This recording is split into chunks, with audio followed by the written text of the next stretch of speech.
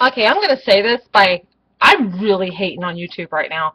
I have been trying since 9 o'clock to record a freaking 15-minute stinking segment with 4 questions for my readers. And I can't because YouTube keeps disconnecting in the middle of the recording, or it disconnects in the middle of uploading the recording. And I go to my camera, my regular camera, to record it, and screw YouTube, but no, the battery dies, and can I find the charger? No, so I guess I could throw that away. And yeah, I would use my camera phone, but I really don't like the idea of holding up my camera phone like some kind of dork. So I'm really hating on YouTube right now. I really am. Because I was supposed to have already been on my treadmill and off by now. Just grrr. So I have 4 questions that a reader asked me, and I thought it would be neat to answer them. Well, yesterday I thought it would be neat. Now I just feel like this is a big mess. Anyway, I really want to answer these questions, and it'll take about 15 minutes. Thank God. I know 15 minutes because I've recorded it so many times. So anyway, questions. This is asked by a reader, and I thought they were really good questions, and people don't normally catch me and ask me questions about Heavenly Bride in the universe that it's involved in, and so I thought it would be fun to answer them and to put them out and for others to see and maybe discuss or ask me more questions. So without further ado, I'll go ahead with question 1. What has happened to Taos that she went from high status to low in just about nothing? I don't know if the reader who asked this has read Akashic, which was the other story that has been put on hiatus until Heavenly Bride is finished. In Akashic, Taos is all grown up. Well, she's grown up in Heavenly Bride, but she's much older in Akashic, and she has made her way in the universe, and she has achieved a high rank in the military and then went AWOL and whatever. And so, you know, chronologically, she actually has went from low status to high. There will, of course, be a little bit covered in Heavenly Bride regarding how she got to where she's at in Heavenly Bride. Unfortunately, I can't talk about it here without ruining the story. I can tell you that it will only be glossed over. As much as I would like to go into a great detail on the story, there's really not much to it. And we want to keep the story interesting. So sadly, I can't discuss it any further than that. Question 2. So, Taos does it use her superpowers? And does everyone in this world have superpowers, or is it just her species? Well, we've already alluded to exactly what Taos is species-wise. But in this particular world, everyone has gifts. Everyone. The tiniest babe to the oldest person. It's something that, much like a lot of us take walking for granted, or being able to chew and eat our food, it's just something that's there, and it's a circumstantial use. If you can fly, you're not going to use your powers to fly while swimming in a swimming pool. The story of Taos and Lung in Heavenly Bride centers really more around their relationship and the mundane things that are affecting them. So using superpowers, I have tried to illustrate because it is a part of the universe, but I really don't have that many opportunities to do so. I was able to do it with Taos levitating an egg whenever she and Lung went on the midnight picnic, and then Lung trying to learn how to use his, and that will come about a little bit later as well. But overall, it's just not something that I can do a lot in this particular story. So, but yes, everyone's got them. Everyone, you know, it doesn't matter what race you are. It just, you know, what race you are depends on what you've got. You know. Question 3. And what are all the species on this planet?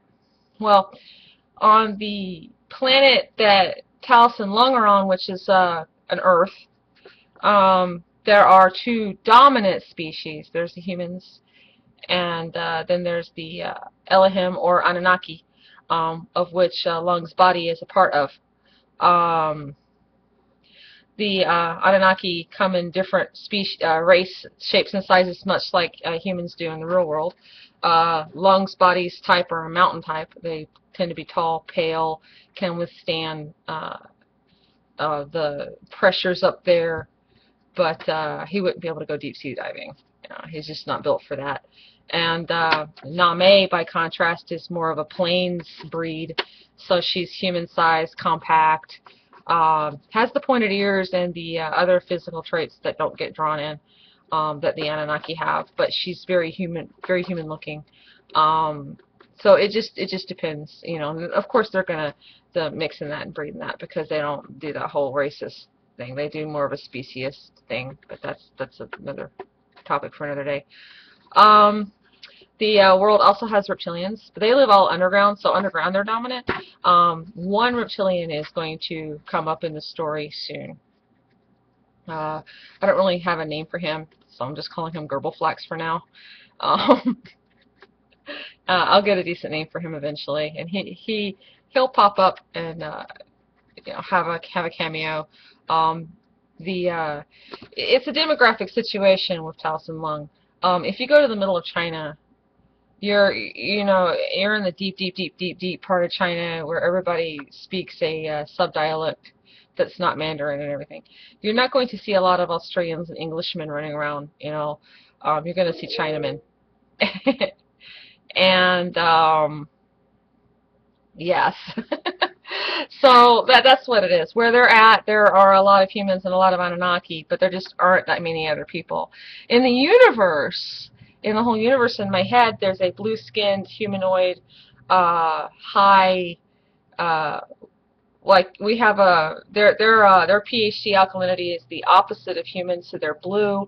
They live off a couple of galaxies away in one direction, and then we have this hard-shelled, golden-skinned humanoid race that are not insects. They just have this exoskeleton-like outside that's very flexible. They live in another direction.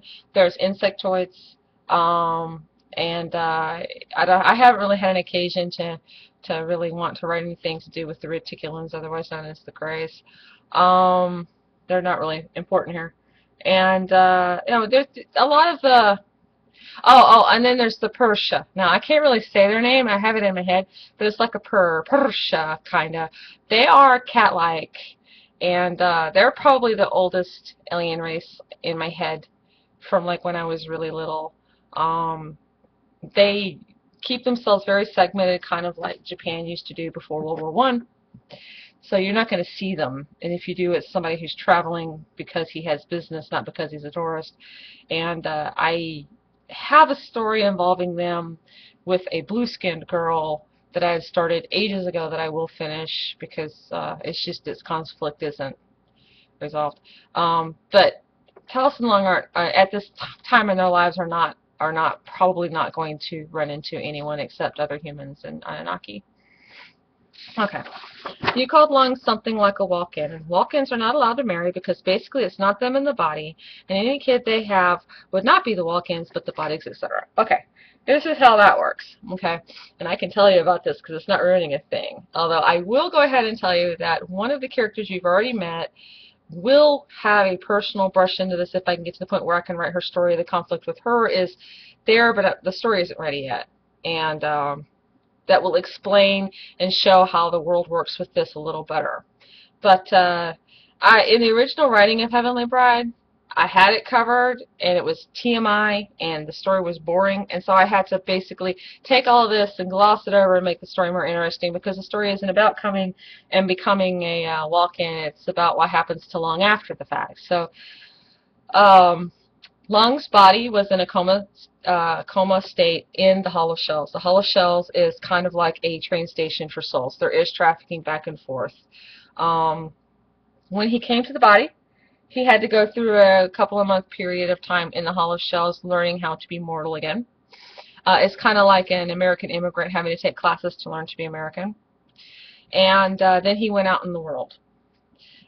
This is a very common thing.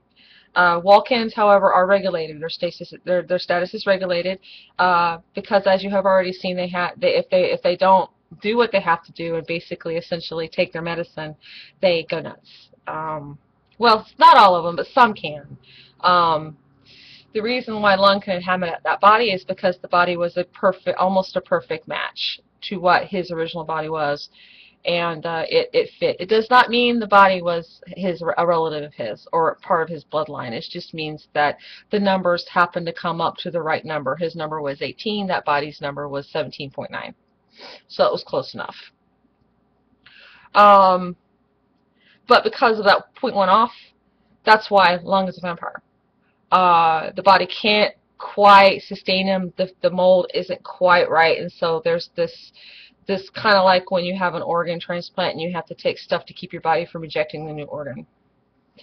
No, well, they're allowed to marry, but they're not allowed to have children. And a walk-in getting married would have to receive the same permission as somebody, you know, just going to the council. It's just marriage is very highly regulated in this society. But a walk-in would not be allowed to have children, no. A very rare special circumstance would be, one, if the walk-in were male, and two, if the bloodline he were inhabiting were of a kind that they had to save it somehow, and this was the only way. Chances are that they would go with artificial insemination first in that case. The walk-in being allowed to have children as a male is not a sexist thing. This is not a sexist society. It is not male-dominated. It is not female-dominated. It is strength-dominated. And it has nothing to do with females being the weaker sex or whatever, because strength comes in many shapes and sizes. The problem with the walk-in having a child comes in two ways. With a female walk-in, she especially would probably get a no.